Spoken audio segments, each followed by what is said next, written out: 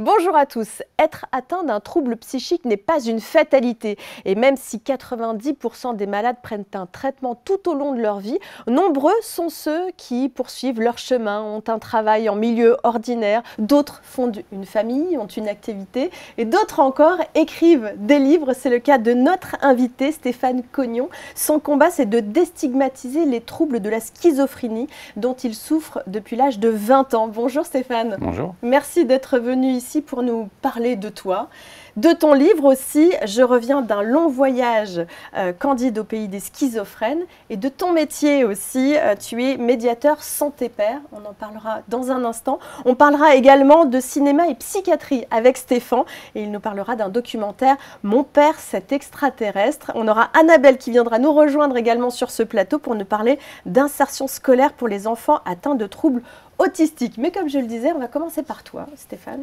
À l'âge de 20 ans, tu as fait un premier épisode de bouffée délirante, c'est comme ça qu'on appelle ça, puis une deuxième à l'âge de 24 ans, mais ça ne t'a pas empêché de trouver le chemin du rétablissement et de vivre normalement.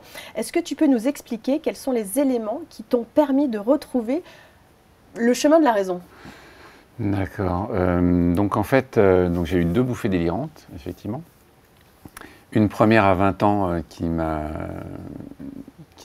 en fait obligé à être hospitalisé, à prendre un traitement. Et puis, donc c'était quelque chose qu'on n'a pas vu forcément venir. Donc c'était un premier épisode psychotique, une décompensation en fait d'un trouble psy. Pour avoir des termes assez techniques. C'est ça, voilà.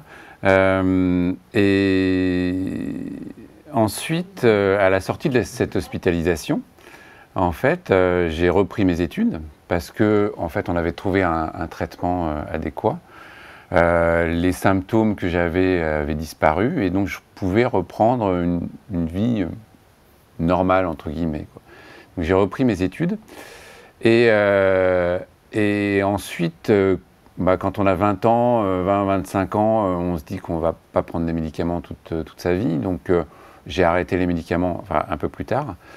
Et c'est ce qui a fait, en fait, provoquer une rechute. Et j'ai compris que c'était une maladie chronique. C'est-à-dire que sans médicaments, en fait, les symptômes revenaient.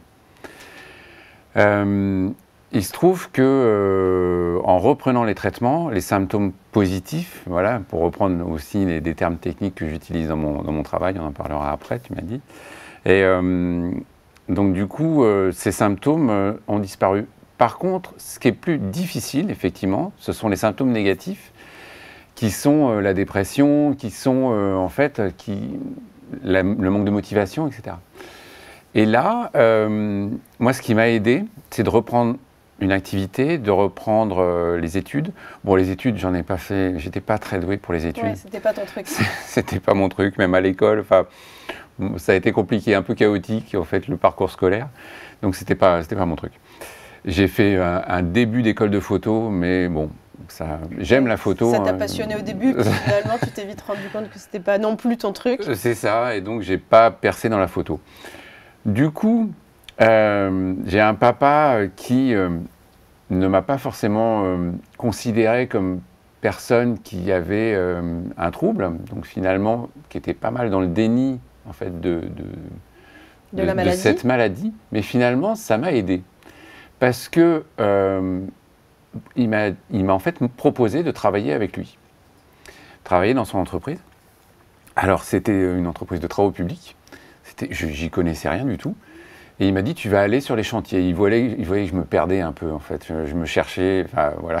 Oui, bah alors c'est vrai que beaucoup de parents, quand ils ont une entreprise, peuvent effectivement proposer ça. Bah oui. Maladie ou pas maladie, d'ailleurs. Non, tout à fait. Non, mais donc vraiment, c'est ce qui s'est passé. C'est ce qui s'est passé. Et en fait, ça m'a aidé parce que j'ai eu un rôle. J'ai été sur les chantiers. Sur les chantiers, alors c'est encore des métiers où, en fait, on peut apprendre un peu sur le tas, sans forcément avoir de diplôme. Ouais. Et moi, c'est ce que j'ai aimé. En fait, j'ai travaillé 20 ans dans les travaux publics, en faisant plusieurs métiers, en allant sur les chantiers, en allant dans les bureaux d'études, où j'ai fait du dessin industriel, tout ça en faisant de la formation continue. J'ai continué à apprendre, j'ai été dans la communication, enfin vraiment, j'ai été dans plusieurs postes. Mais au début, ce qui m'a plu, j'étais dans une équipe, j'étais sur les chantiers, On mettait, alors c'était tôt, hein, il fallait se lever, voilà, c'était pas facile, c'était l'ambiance, voilà, l'ambiance assez virile, BTP. voilà, de TP, voilà, mais que j'ai apprécié parce que il y avait du lien social. On était ensemble, on était dehors par n'importe quel temps. Et ça, c'était important, le mais lien oui, social. Oui, oui, le lien social, être utile, même si c'était pas mon truc au départ, hein, en fait, voilà. Et il n'y avait pas d'effet secondaire avec le traitement? Il n'y avait pas plus de fatigue?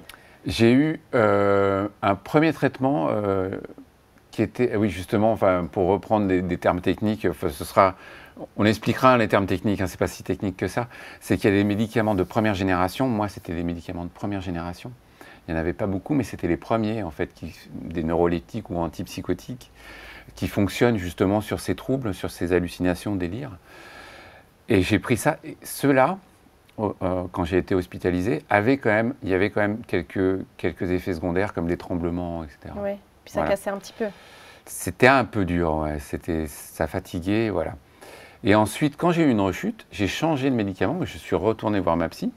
Et là, j'ai eu un médicament de deuxième génération. Ces médicaments ont d'autres effets secondaires, mais plus aussi gênants, en fait, que voilà. Et donc, avec ces médicaments de deuxième génération, finalement, que je prends encore, j'ai pas d'effet secondaire. Il n'y a pas de fatigue. Je les prends le soir parce qu'effectivement, il peut y avoir un tout petit peu de somnolence, mais bon, en faible dose, c'est pas vraiment gênant. Et du coup, dans mon travail, ça se voyait pas déjà, en fait, que je prenais des médicaments. Je pouvais cacher, en fait, cet épisode, entre guillemets, et ce que j'ai fait pendant 20 ans. Hein, et du coup, je pouvais aller travailler sans problème. Oui, c'est ça. En fait, tu n'es pas obligé d'arriver quelque part en disant alors attention les gars, moi je souffre de troubles de la schizophrénie, je prends un traitement. Personne ne le voit si tu ne le dis pas. Non, non, personne ne le voit. Pour beaucoup de personnes, ça ne se voit pas. Hein. C'est un handicap invisible, tu sais, tu connais ça. Tu en as parlé. Oui, je reçois ici effectivement beaucoup des de personnes qui en parlent, effectivement. Et il y en a qui travaillent en milieu ordinaire, il y en a qui travaillent en milieu protégé, qui ont choisi de le dire, pas de le dire. C'est un autre sujet. Hein. Mais c'est un sujet. Moi, dans mon métier, c'est régulièrement des choses sur lesquelles on se penche. Parce que c'est une vraie question. Ouais. Oui, sur ce nouveau métier dont on va parler dans quelques instants. Alors, on va parler de ce livre. Je reviens d'un long voyage. Candide au pays des schizophrènes. Parle-nous du titre déjà. Le titre, en fait, c'est la première partie du titre, c'est mon éditeur en fait qui l'a trouvé. Je reviens d'un long voyage. Frison Roche. Ouais, exactement. J'ai un très bon rapport avec mon éditeur, Dominique Frison Roche. Et le deuxième, en fait, le sous-titre, Candide au pays des schizophrènes, en fait, c'est la personne qui nous a fait la préface. C'est Béatrice Borel, qui travaille à l'UNAFAM, qui était la vice-présidente, je crois, de l'UNAFAM à l'époque. Ça a dû changer un petit peu. Oui, ça a un peu changé. Et en fait, elle a lu le livre, elle a dit, c'est elle qui a dit, mais c'est Candide au pays des schizophrènes. Parce que, en fait, il y a une espèce de candeur, enfin une espèce de... C'est pas la naïveté, mais c'est je prends les choses comme elles arrivent, sans... et vraiment, tout mon parcours, ça a été ça. Sans plan. Quand j'ai écrit ce livre, j'avais pas de plan derrière. J'ai écrit parce que ça me faisait plaisir de l'écrire. Je l'ai écrit d'une manière pas calculée, je visais personne. Et je ne me rendais pas compte qu'en fait, ça pouvait servir, en fait. Et c'est ta femme qui t'a poussé à écrire ce livre, hein? En fait, j'ai écrit un chapitre du livre et je ne savais pas ce que ça allait devenir. Et vraiment, elle m'a encouragé tout de suite. Elle m'a dit, mais c'est super, continue, etc. Et bon, ça m'a donné confiance et c'est pour ça que j'ai continué. Ouais. Elle l'a lu? Elle l'a lu. Et ouais. Non. Qu'est-ce qu'elle en a pensé? Elle l'a lu et elle m'a dit c'est super, essaye de te faire éditer, tu abordes les choses d'une certaine façon. C'est vrai que il n'y a pas de gravité. Hein, non. Il n'y a aucun moment où c'est grave. Non, il n'y a aucun moment où c'est grave. Même l'internement, c'est pas... L'hospitalisation. Oui, l'hospitalisation, on sent pas de souffrance, en tous les cas. Dans ta façon dont tu décris les choses. Il y en a de la souffrance parce que... si on parle de l'hospitalisation, c'est toujours difficile. Mais en fait, ce que j'ai essayé, c'est de prendre du recul. Il n'y a pas de traumatisme par rapport à l'hospitalisation. Voilà. C'est difficile. Bon, voilà, quand on est hospitalisé pendant 3 mois, loin de ses proches, etc. C'est difficile. Mais en même temps, avec ce recul et avec ce parcours, et avec les personnes que je rencontre, et avec, en fait, là, moi, je parle de rétablissement. Je parle un petit peu de la crise, mais surtout d'une sortie de crise. Et voilà, moi, j'évoque les personnes que j'ai rencontrées en hospitalisation. Ouais. J'évoque voilà, les différents établissements. J'étais dans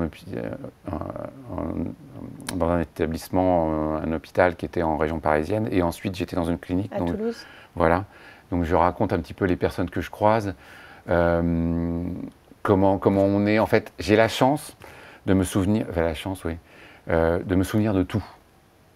Quand je l'ai retranscrit, en fait, 20 ans après, je me souvenais de tout, de ces éléments, et avec recul, avec une petite analyse. En fait, quand je l'écris, il y a une petite analyse, il y a un petit peu de recul, puis il y a de l'humour. J'avais envie, moi, c'est ma nature. Oui, il y a de l'humour, effectivement. Ouais, moi, je vais pas vous dire, parce que franchement, j'ai pris plein de notes à chaque fois, et je me suis dit, oh, j'ai pris trop de notes, du coup, je vais rien regarder ça. S'il y a un... Non, même ça, je vais pas le dire. Enfin, non. Lisez-le, comme ça, vous découvrirez vous-même. Mais c'est vrai que j'ai pris beaucoup de... Si tu veux. Qu'est-ce que tu as voulu montrer, finalement, dans ce livre? En fait, je te dis, il n'y a pas de calcul. Il n'y a pas de calcul, mais il y a plusieurs phases. Les personnes qu'on rencontre, justement, quand on parle de la maladie, il y a une période où, justement, la maladie est trop proche, elle est trop présente en nous, même si on est en train de se rétablir, on a envie d'en parler à tout le monde. Et bien, justement, on apprend qu'il ne faut pas en parler à tout le monde. Ou en tout cas, il faut choisir les mots, ou en tout cas, il faut choisir les personnes, et finalement, tout le monde ne peut pas comprendre. C'est pas grave. C'est pas grave, mais on apprend peut-être après. Donc il y a des personnes avec qui, voilà, que je croise, une personne qui a eu l'expérience de la maladie psychique de par son compagnon. Donc là, je me dis, je peux me dévoiler, je peux en parler, etc. Et en fait, on s'aperçoit que même là, on n'a pas la même vision des choses, donc on n'en parle plus. Et donc, c'est ça aussi que j'ai appris, à me taire et finalement à le mettre dans ce livre. Et 20 ans après, bon, on peut parler du moment où il sort, eh ben, ma famille est moyennement d'accord pour que je le sorte. Est-ce que tu vas le sortir sous ton nom? Est-ce que il va être édité? Les personnes vont le lire? Dans mon métier, mon directeur n'est pas au courant, donc il commence à le lire, etc. Donc tu vois, en fait, il va y avoir tout un truc qui va se passer. Et la famille a un petit peu peur, justement. Oui, mais tu le dis d'ailleurs, c'est le dernier chapitre sur ta famille, et tu dis que c'est peut-être le chapitre le plus compliqué que tu as eu à rédiger. Oui. Et on sent dans cette première phrase une émotion en toi monter. Est-ce que je vais réussir à dire tout? Parce que la famille, ça reste compliqué. Voilà, mon père, en fait, à sa manière, en fait, il m'a aidé. Il savait que... finalement, il m'a vu dans des états qui étaient difficiles à voir, son fils qui a des troubles. Mais il m'a proposé de bosser dans son entreprise. Il a pris un risque, mais en fait, il a fait ce qu'il savait faire. Et c'est ça, sur les relations père-fils, moi j'ai trois enfants, 3 fils, et on essaye toujours de bien faire, etc. Peut-être qu'on est maladroit, mais en tout cas, et ma mère a été toujours très proche, et ils ont fait ce qu'ils savaient faire. Mes sœurs, elles ont aidé. Voilà, on est une famille. Mais dès le début, ta sœur, c'était un concours de circonstances. Est-ce que tu peux parler justement de cette anecdote sur cette première bouffée délirante où ta sœur analyse tout de suite ce qui se passe? Mais c'est ça qui est incroyable, c'est qu'en fait, elle voit les symptômes de bouffée délirante, mon trouble schizophrénique qui vient. En fait, le nom de la schizophrénie viendra plus tard, beaucoup plus tard. Mais il faut dire que ta sœur travaillait dans la médecine. Enfin, elle était en train de faire ses études. Ma sœur était interne en médecine. Elle voit. Au moment où j'ai ces troubles, elle assiste à une conférence d'une psychiatre qui parle des troubles de la schizophrénie, les bouffées délirantes, la décompensation, etc. Elle est interne en médecine. Elle voit tout ça. Elle fait l'analogie entre son frère qui a des troubles et ce qu'elle est en train d'apprendre. Et là, elle dit, mais oui, bien sûr. Elle dit à mes parents, parce que ça commençait à être vraiment envahissant. Elle dit, il faut aller voir ce psychiatre-là qui est chef de service dans cet hôpital, qui vient de me parler de ça, etc. Et donc là, on arrive, c'est dur, l'hospitalisation, voilà, on va le garder, etc. tout. Oui, toi, tu tout le vis pas s'embraye. trop mal, mais tu vois tes Mais parents non, mais moi, qui moi, je suis complètement détachés un peu de tout détaché ça, hein. parce que je suis dans les troubles. Moi, je peux pas. C'est pas moi qui vais décider de l'hospitalisation. Alors, justement, hein, on peut en parler un tout petit peu, mais c'est une hospitalisation sous contrainte. C'est mes parents qui signent Ouais. pour moi parce que c'est pas que je veux pas, c'est que je ne sais pas, j'y arrive pas. Je suis complètement. En fait, on leur dit à mes parents, on va le garder. Ils pleurent. J'ai aucune émotion parce que je suis complètement détaché de ça. Bah oui, mais ça fait partie du délire. Ça fait partie du délire. Ça fait partie des symptômes. Deuxième concours de circonstances, sur la deuxième bouffée délirante, où là, c'est ta mère qui te comprend tout de suite que Oui. et elle te dit attention, là, tu connais tes limites. Hein. C'est exactement ça. Ouais. Et en fait, ça fait partie de Eh ce parcours de rétablissement, la famille, en fait. Oui, alors pour moi c'est très important et maintenant dans mon métier, quand on parlera plus tard, je suis très proche des familles et des associations de familles d'aidants. Mhm. Parce que moi c'est aussi important, je veux dire, qu'on ait, quelle que soit la famille, enfin voilà, les proches, ça fait partie de nous, c'est nos proches, nos parents, nos sœurs, on fonctionne ensemble. C'est un traumatisme pour tout, enfin c'est un traumatisme, c'est un choc pour tout le monde quand il se passe, quand une personne est atteinte. Donc il faut travailler avec tout le monde. Et effectivement, ma mère me dit, parce que je dis, etc., je pars dans tous les sens, etc., et puis j'ai un questionnement sur les limites, elle me regarde, elle me dit, tu les connais tes limites? Et effectivement, et ça je m'en souviens. Et donc il y a, ok, ah oui, mince, il faut que je reprenne mon traitement, il faut que j'aille revoir la psy, etc. Donc, il y a ce déclic Donc, qui arrive. le lien social, Oui, très important, que ton père t'a offert, donc, grâce Oui. à ton travail Tout à fait. en milieu ordinaire. Mm. La famille, on le Oui. voit, qui a été très importante, Mm. ça fait partie du socle et qui te permet justement d'avoir aujourd'hui une vie dite normale. Mm. Et puis, il y a le patient lui-même. C'est ce que tu racontes dans Les Voies du rétablissement. Mm. On a déjà reçu ici Sabrina Palombo qui nous a parlé de ce livre. Donc, c'est paru chez le même éditeur, hein, Frison Roche. Et tu parles de ce parcours de rétablissement et notamment de l'importance de l'implication du patient lui-même. Oui. Il y a un court passage en fait dans ce livre. Pour moi, dans mon rétablissement, effectivement, ces socles-là, c'est effectivement ça. La famille, et puis ma petite famille maintenant, d'avoir rencontré mon épouse qui elle, en fait, m'a vraiment aidé par rapport, si on peut revenir justement à cette annonce, en fait, quand on veut en parler, qu'on n'ose pas, etc. Et moi, quand j'ai rencontré ma femme, c'était vraiment quelque chose, je sentais que c'était sérieux, donc il fallait que je lui en parle, mais comment en parler? Comment évoquer ça? Et elle avait eu des bribes de choses. On lui avait dit que j'avais des choses au cerveau, des problèmes au cerveau. Alors bon, Oui, les copains qui disent ça. Les copains qui disent ça, c'est un peu maladroit. Donc je me suis dit, il va falloir que quand même que je dise quelque chose. Et en fait, alors, je m'étais entraîné devant la glace, etc. Quand on a des choses importantes à dire. Et je m'étais dit, ah oui, si je dis ça, elle va dire ça, etc. Bon, ouais. Et ce qui s'est passé, c'est aussi la raison pour laquelle ça fait 20 ans qu'on est ensemble, c'est qu'elle a balayé tout, mais super rapidement, de manière très cartésienne. Ok, bon, t'as eu ça, ok, maintenant ça va, ok. Tu prends un traitement, avec ce traitement, qu'est-ce qui se passe, etc. Tu le tolères bien, voilà. C'est génétique, pas génétique, donc moi, j'ai pas d'autres personnes dans ma famille. Voilà, elle se posait des questions, elle se posait des questions, voilà, elle se projetait, etc. Parce que pour elle aussi, c'était sérieux. Et pour elle aussi, c'était sérieux, mais c'est pour ça aussi. Mais du coup, elle a balayé le truc, elle a eu quelques questions. Je lui ai proposé un peu plus tard d'aller voir ma psy pour si elle avait des questions un peu techniques ou un peu complémentaires. Et c'est ce qu'on a fait, on avait une réunion tous les trois. Moi, je conseille ça aussi. Hein, et puis, voilà. Et puis après, on en a parlé, mais on en parle encore de manière tout à fait délibérée. Et, oui, sans tabou. Sans tabou. Et c'est le message que toi, tu veux porter aussi. Ouais, c'est ça, le tabou de la santé mentale, le tabou d'aller voir un psy, d'aller voir ça dans mon métier, c'est vraiment, donc je suis médiateur santé-père. Et puis même avec mes enfants, j'ai 3 enfants qui sont des petits, ils savent ce qui est arrivé à leur papa, ils savent que papa, il prend un traitement. Mais ils savent aussi que papa, il est fier d'avoir écrit un livre sur son parcours. de rétablissement. Papa, il a été courageux, etc.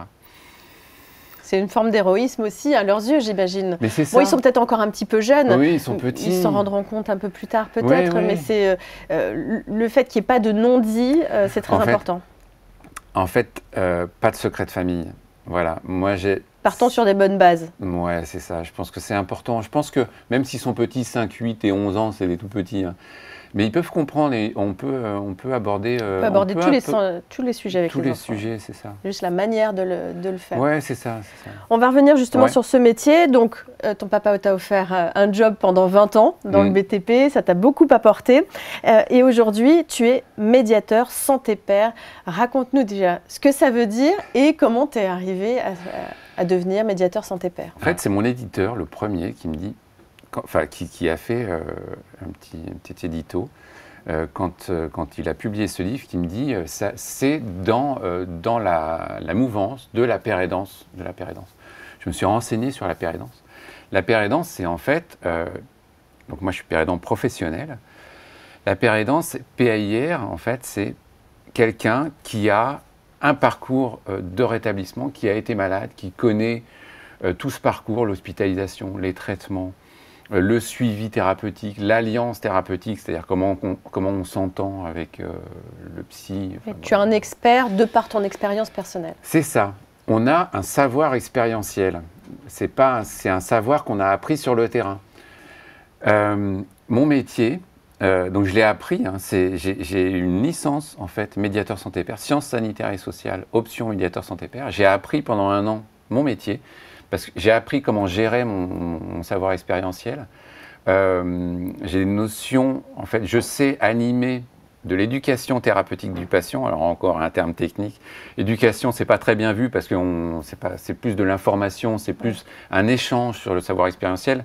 C'est en fait, on fait des groupes de psychoéducation aussi. On apprend en fait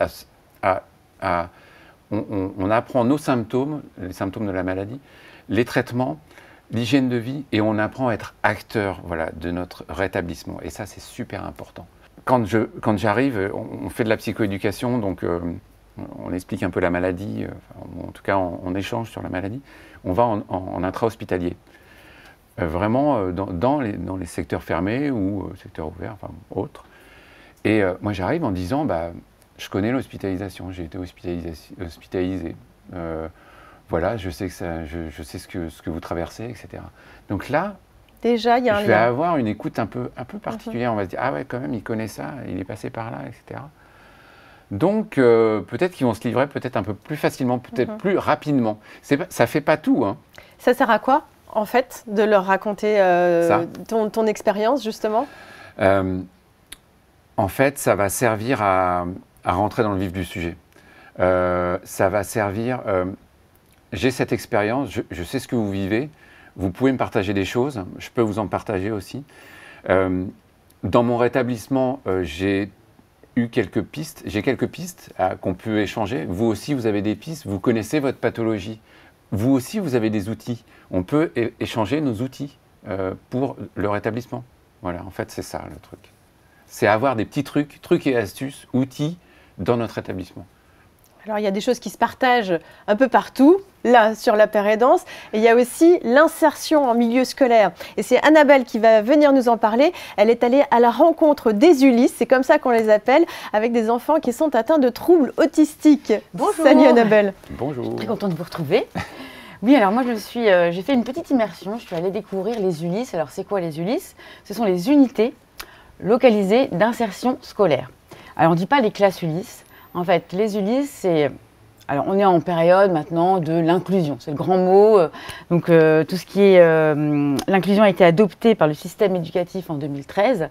Donc, depuis 2013, l'inclusion, c'est quoi? C'est de permettre à tous les enfants d'accéder à l'éducation ordinaire.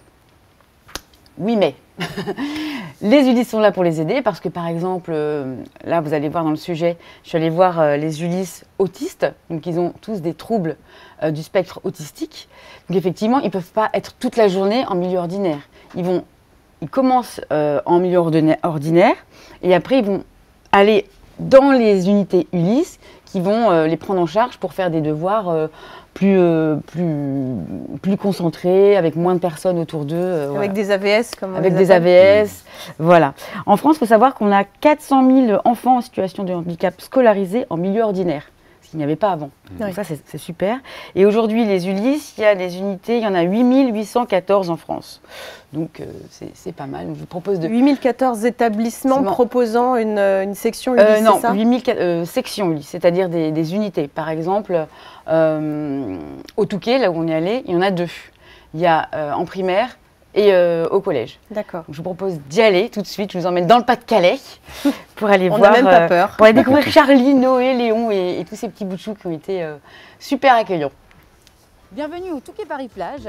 Cette école de Saint-Exupéry, une école primaire, nous a ouvert ses portes afin de bien comprendre comment ça se passe. Tout ce qui est bruit autour de lui, quand il y avait 20 personnes en classe de maternelle, ça n'allait absolument pas. Donc du coup, ils ont dit qu'il fallait vraiment le prendre en charge dans une classe adaptée où ils allaient être peu de personnes, donc 5-6 maxi. Et ça se passe aujourd'hui très bien. Tout fait avant que les enfants arrivent. Je prépare les différents ateliers pour le matin. D'accord. Donc, un atelier en autonomie, un atelier avec une AVSH et puis un atelier là-bas avec moi. D'accord. Donc, Ils ont je- chacun leur petit truc personnalisé. Oui, avec leur petit emploi du temps ici, pour savoir avec qui ils travaillent, combien de temps, les temps de pause aussi. Moi, Charlie, je le connais depuis un moment, même si maintenant je m'occupe d'autres enfants, mais on se voit toujours et il y a un lien entre nous deux. Et je sais que quand j'ai commencé le premier jour, je me suis dit c'est soit ça passe, soit ça passe pas. Et en fait, il m'a pris par la main, il m'a fait faire le tour de la classe et c'était parti en fait. C'est à toi. J'ai gagné! L'empathie, l'entraide qui se met en place entre les élèves, et ça c'est vraiment un bel objectif qui est atteint. Il y a des différences, on est là pour apprendre justement la tolérance et puis pour apprendre à vivre ensemble, malgré nos différences. Et voilà, est-ce qu'ils sont pas attachants ces petits bouts de chou? Trop mignon. Une bonne journée avec eux, c'était une super expérience. Et alors, j'ai pris une bonne baffe dans la figure, comme on peut dire, parce que étant maman, moi, ma fille, par exemple, elle a 3 élèves issus des Ulysse dans sa classe. Moi, au début de l'année, je me suis dit, mais comment ça, 3 élèves, mais Ça fait beaucoup. ça va prendre beaucoup de place dans la classe. Alors qu'en fait, pas du tout.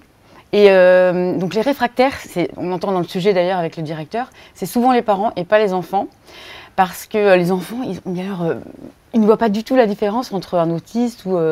Si, la différence, c'est qu'il y en a un, par exemple, qui tapait un peu. Donc, quand il est un petit peu énervé, il pouvait potentiellement laisser partir son bras. Mais ils sont habitués, donc ils anticipent le fait que quand ils sentent qu'il est un petit peu tendu, on va peut-être se décaler. Mais à part ça, quand on parle avec eux, il n'y en a pas un qui a dit « ben non, il est différent ». Il y a une fille qui me dit « non, il est dans son monde ».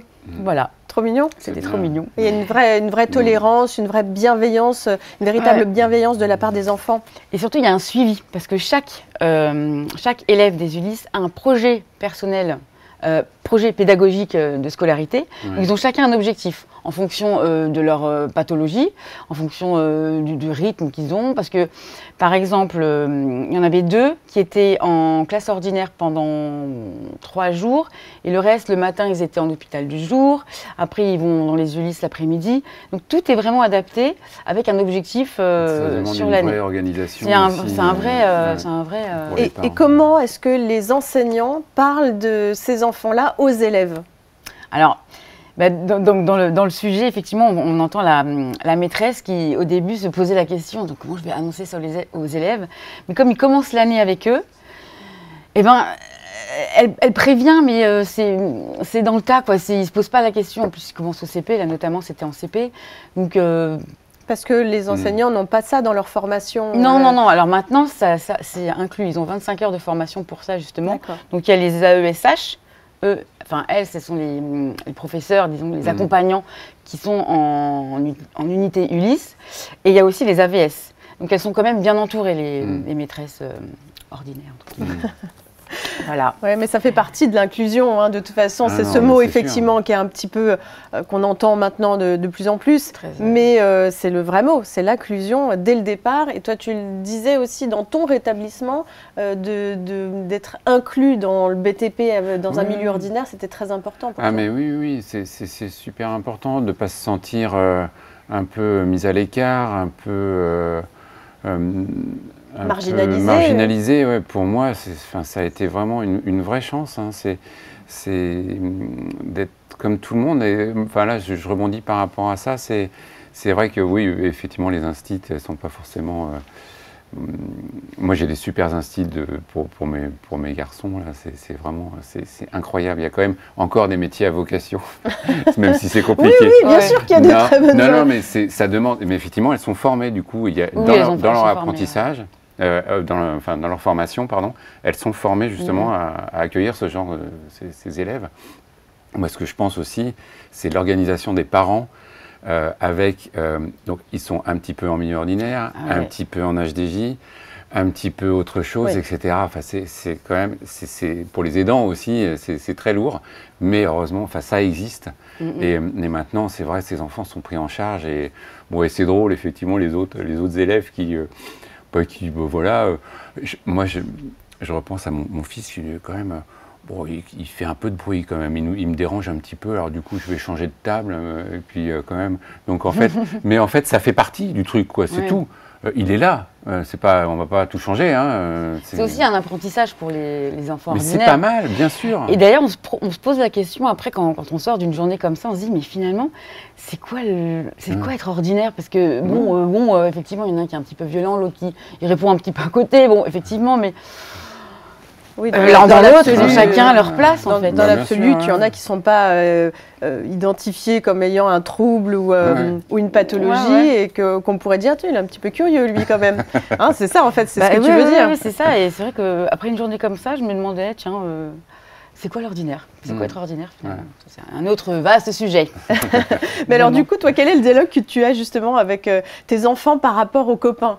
Parce que celui de 11 ans, peut-être, est-ce qu'il en parle déjà avec ses copains du fait que toi, tu es atteint de schizophrénie Après, moi j'ai des troubles schizophrénie. En fait, moi, ils n'ont pas justement, ils m'ont pas vu en crise. Donc, en fait, ils connaissent mon parcours. Je pense qu'il n'en parle pas trop parce qu'il n'a pas envie d'avoir trop de questions, un petit peu. La différence quand on est... Quand on est gamin, on a plutôt envie de se mettre dans le moule, et pas forcément pointer le doigt dessus. Mais par contre, ce qui est marrant, c'est que moi, en fait, je suis pas mal sur les réseaux sociaux aussi, je mets pas mal de posts, etc. Tu publies beaucoup sur, sur des petits mots sur ton fils, ce qu'il a dit, etc. Non, mais j'aime bien. Et puis, il y a des critiques sur mon livre aussi. Enfin, voilà, Et puis, il y a les petits pouces, les fameux petits pouces. Alors, moi, il y en a un qui me dit « Mais t'as combien de pouces aujourd'hui sur la publication et tout ?» Et en fait, c'est un peu ça où en fait, j'ai un peu basculé en disant j'en ai fait mon métier, j'ai écrit un livre.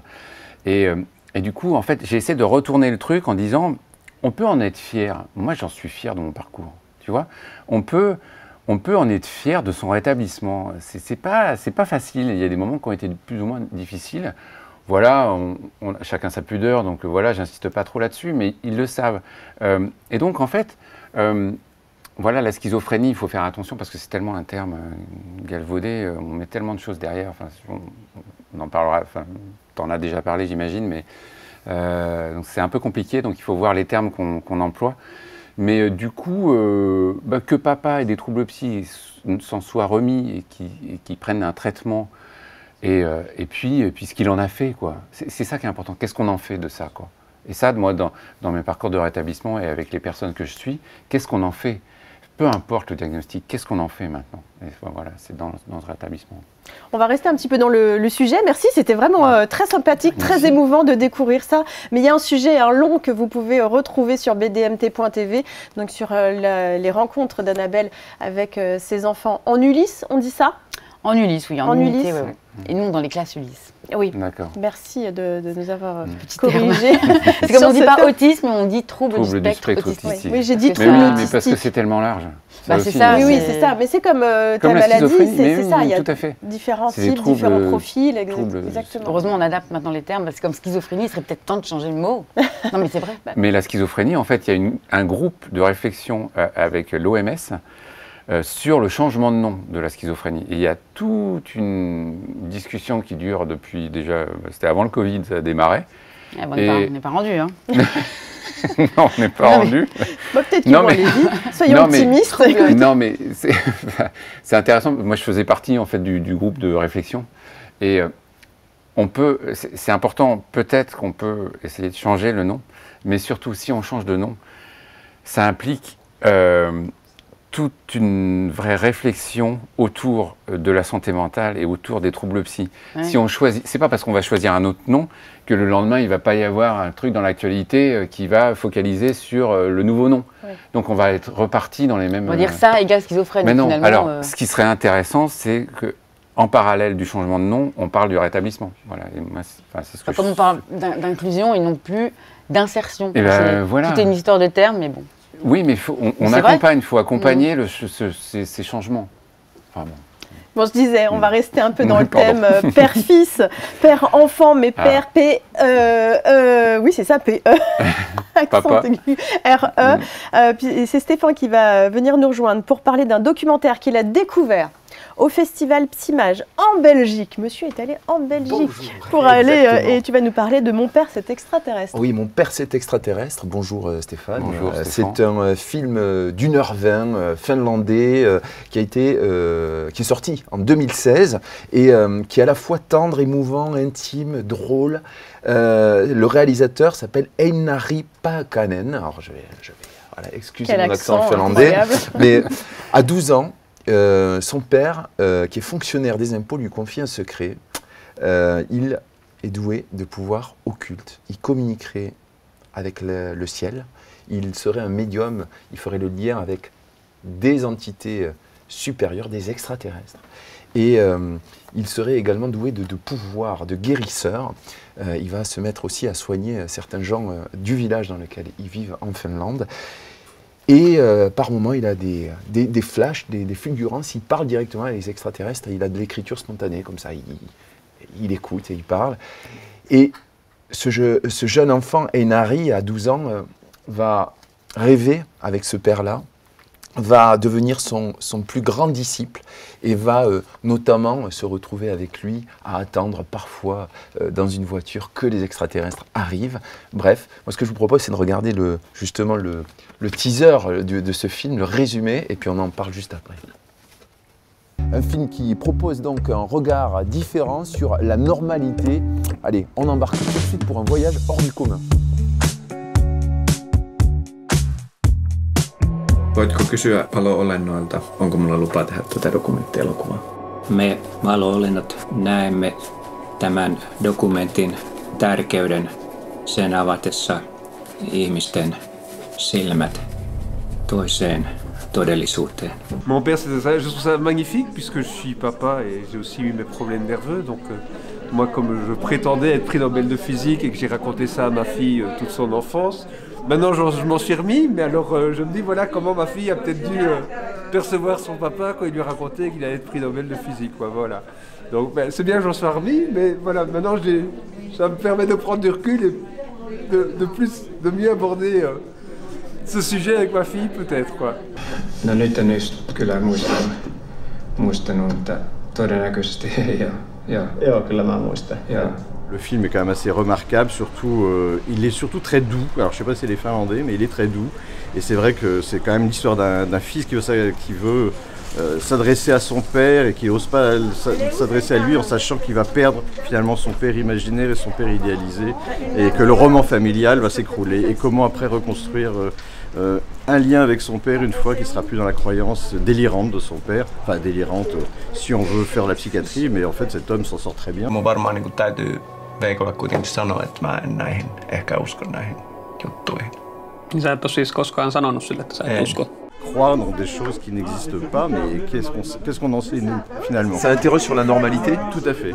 Et voilà. Sur le festival qui diffuse ce film dit qu'il porte un regard sur les folies ou sur la folie. C'est exactement le cas. C'est exactement le cas. D'autant plus que ce qui était intéressant dans la discussion, c'est, je ne sais plus qui a pointé, qu'en fait c'est peut-être le fils qui était le normopathe et qui est effectivement le plus triste et peut-être le plus fou de la famille, puisque toute la famille y croit.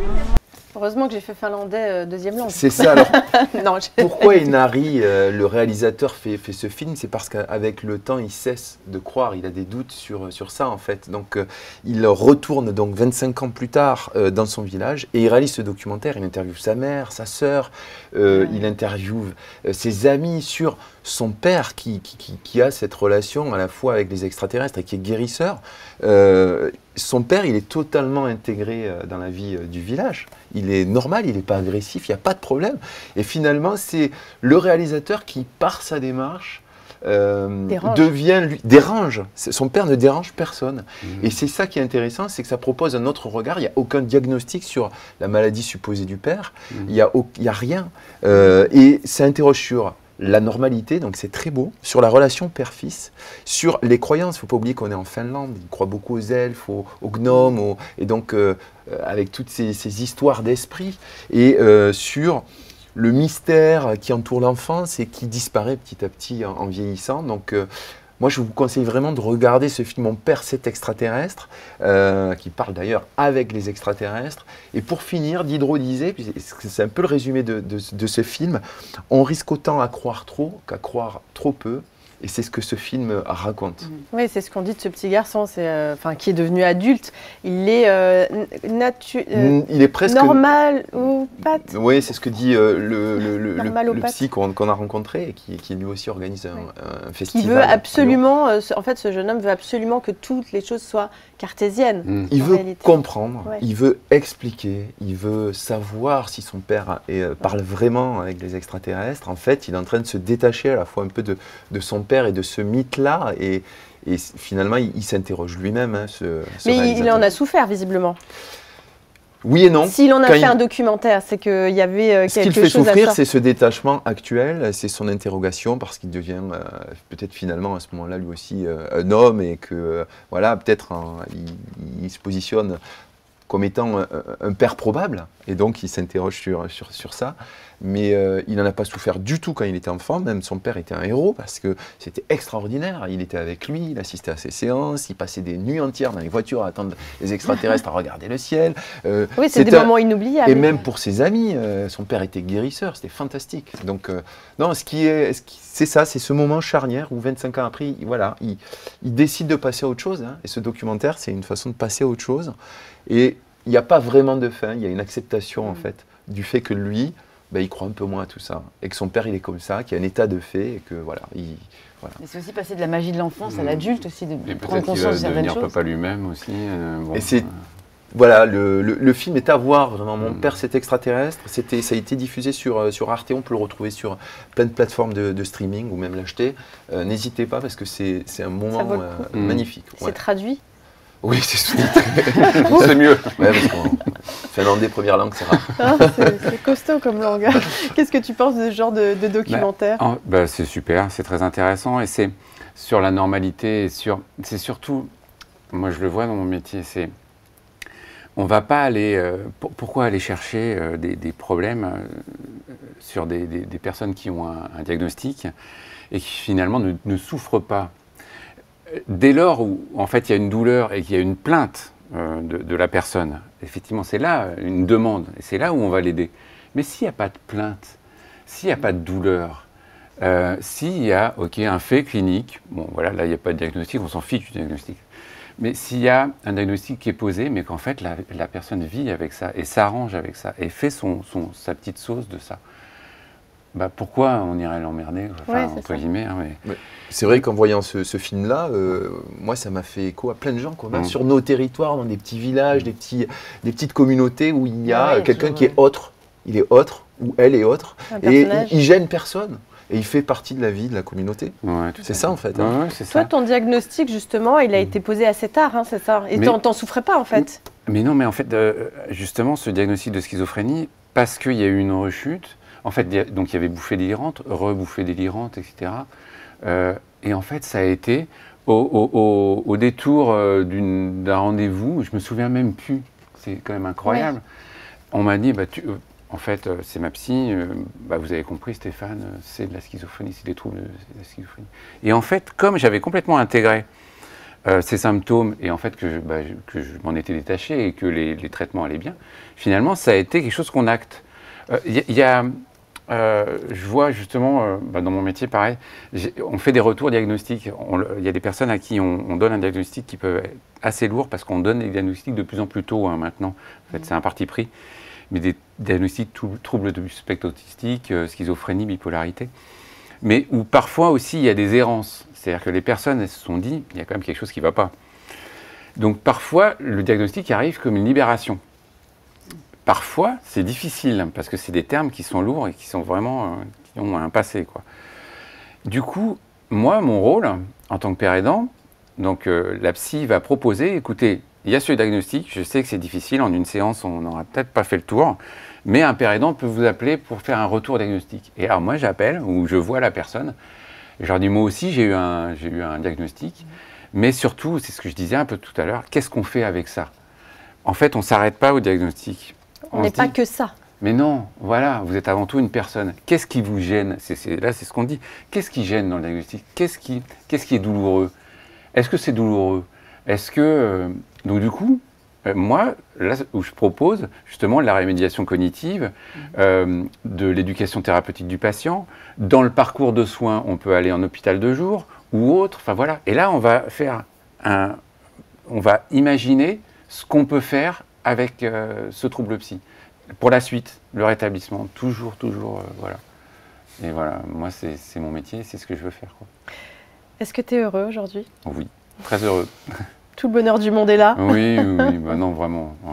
Familial, professionnel, tout va bien. Vous êtes doublement bâtisseur, vous étiez dans le bâtiment avant. C'est ça. Maintenant, vous rebâtissez les hommes. Oh là là, excusez-moi, c'est magnifique. Allez, faut la garder celle-là. Ouais, oui, il faut le garder, faut le garder. C'est son travail. Hein. C'est sur cette bonne phrase qu'on va s'arrêter. Il reconstruit les gens finalement. Merci infiniment Stéphane d'être venu. Et c'était dans les fondations, donc en fait le socle, les fondations. Oui, c'est ça. Donc un livre qu'on vous conseille, Je reviens d'un long voyage, Candide au pays des schizophrènes, Stéphane Cognon, avec aussi un autre livre qu'on vous recommande, celui de Sabrina Palombo, accompagnée de plein de gens sur les voies du rétablissement. Merci Stéphane. De rien. C'était bien chouette. Moi, ça m'a bien donné envie de regarder Mon père, cet extraterrestre. Merci Annabelle pour cette jolie chronique. Pas de souci, j'ai pris plaisir à voir ça. Comment est-ce qu'on te contacte si on a besoin d'avoir tes conseils en tant que médiateur santé-père? J'ai vu sur LinkedIn par exemple. C'est ça, ouais, je suis présent pas mal sur les réseaux sociaux, sur le fameux, alors on va pas forcément le citer, on n'a peut-être pas le droit de le citer. On a le droit de faire ce qu'on veut. Facebook. Et puis LinkedIn, c'est vrai que là, je réponds quand on me contacte par message privé assez rapidement. Ah oui, parce que en fait, je suis au GHU, mais je suis aussi en libéral. Je fais aussi de la pérédance en libéral. Je fais des entretiens de pérédance. Bon, merci infiniment pour tous ces renseignements. Donc, vous savez quoi faire. Si vous avez besoin d'aide, n'hésitez pas à contacter Stéphane Cognon. Merci à tous les trois. Et nous, on se retrouve très bientôt pour un nouveau talk show.